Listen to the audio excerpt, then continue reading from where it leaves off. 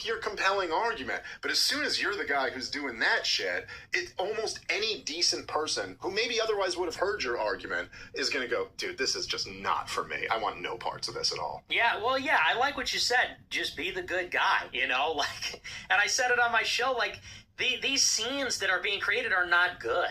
Like these protests, the public nuisance, live streaming, it's just like this big circus. Everybody's yelling at each other. Everybody's in each other's faces. Everybody gets arrested.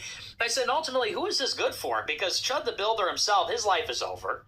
Yeah. He's destroyed. I mean, who knows? Maybe they'll let him off with some of these charges, but he's got a baby mama and a kid.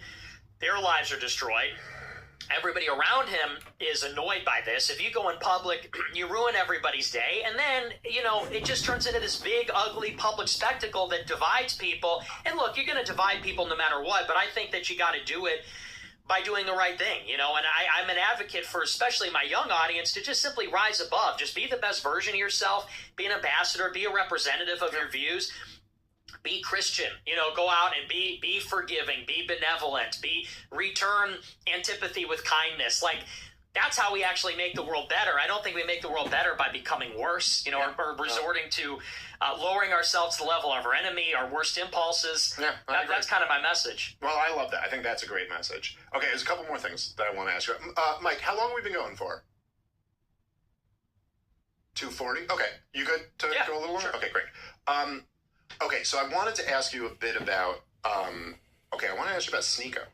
Because you and him are kind of like the two guys I know in that world. Like, well, I don't know, in my conception of that world, whether this is accurate or not. And I know you guys have had like a little bit of a falling out. I haven't seen the whole thing. Yeah. But no, again, I don't know Sneako super well, but I like the guy. He seems like I think I met him in person once.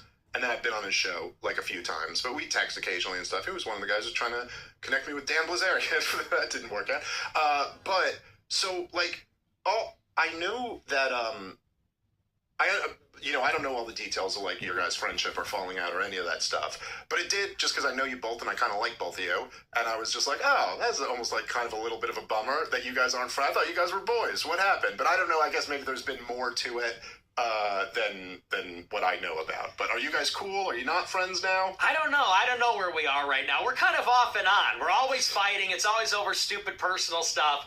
And the latest thing is I was supposed to come out here and I was going to do a collab with him, or at least I thought I was.